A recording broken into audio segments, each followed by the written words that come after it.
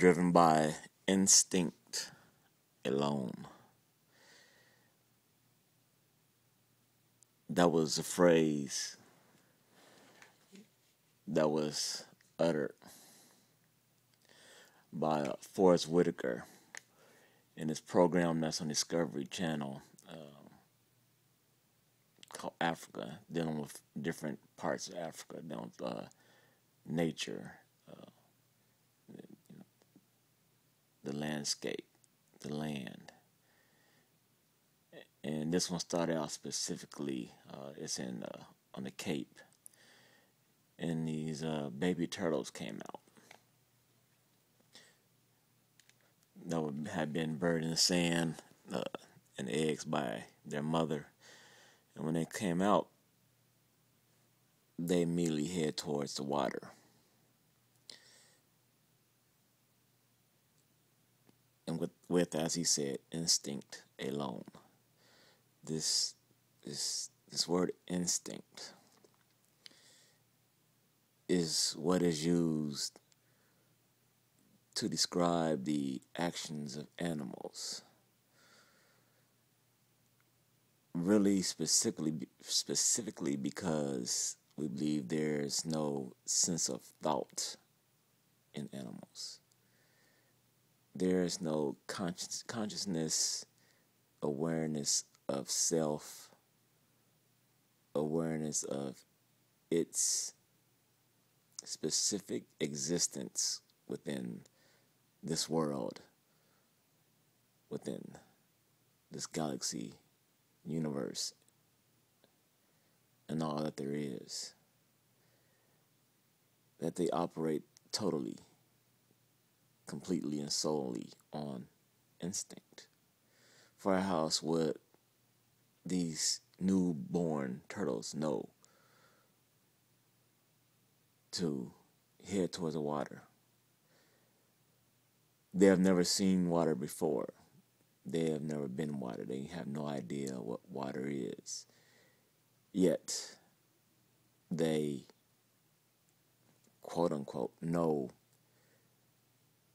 which direction to head to get to that which they need to get to for survival,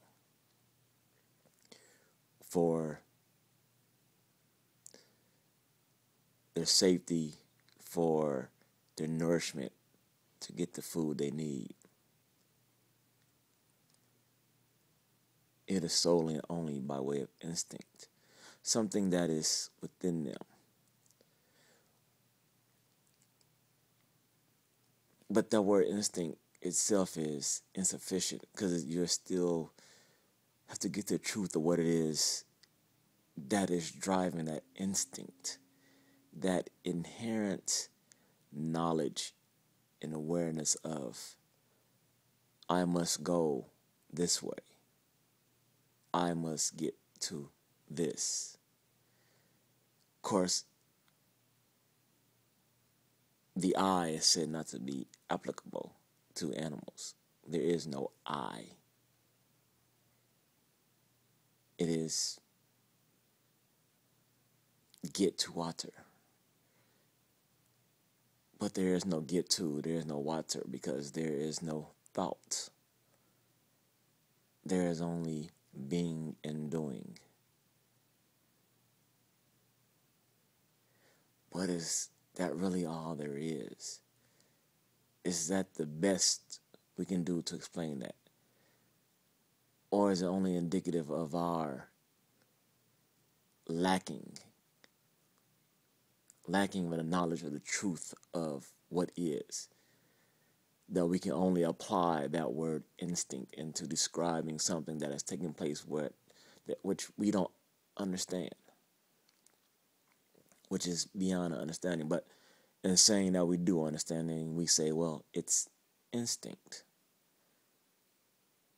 They don't know about it. They can't know about it because they never experienced it. They can't know, because to have knowledge, you must have intelligence and awareness.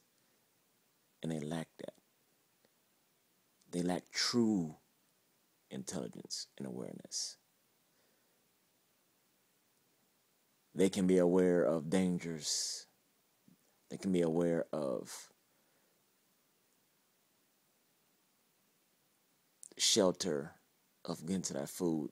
They can be aware of seeing that fish swim before them and eating it. They can be aware of it because they have eyes to see it. But their eyes only there to see it as part of its instinctual nature to eat. It doesn't think it's a fish. It doesn't know it's a fish. It is only by way of instinct that it eats and partakes of that fish in whatever form of nourishment that does. And for all animals, except for some of the higher mammals, that said, the dolphins and apes, things of that nature that are said to have some form of awareness, even dogs and nature. But other than that, all other animals are just dumb. They are just driven by being. They are driven by life, nothing else.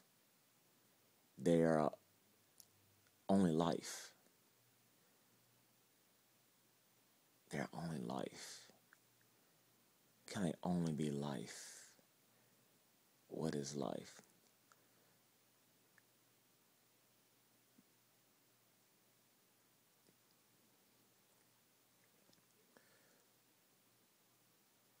The mother turtle, because she put within those eggs the knowledge of the water, the direction. Cannot knowledge, cannot mind be transferred from her to her eggs. Or that external mind, that world mind, which may exist within the all, that can be encased within the brain of animals. We would say really man, and once again the higher and intelligent animals, though the step below man. But these other animals, they have brains, but their brains are too small, but they have brains.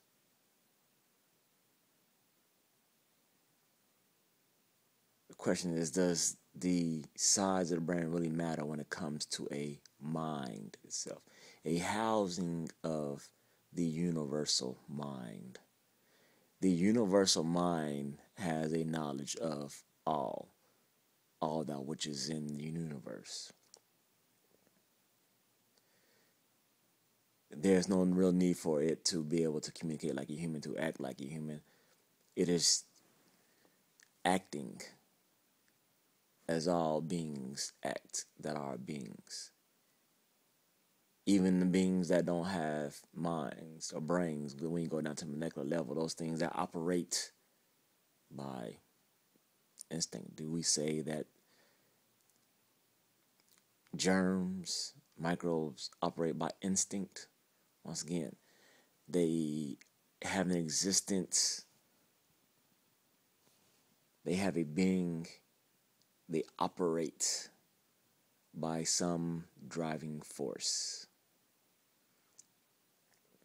And we say it can't have a mind. But the question is, can all things of material existence have a consciousness? It'll come to truly know what consciousness truly is, what mind, what thought truly is. It will take a stepping outside of the greatness that we humans believe that we are the prime example of existence, of intelligence, of being.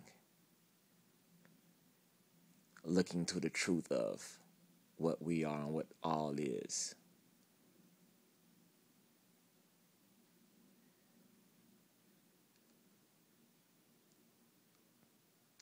Oh, the beauty of all that is. Oh, the beauty. And all that is truth.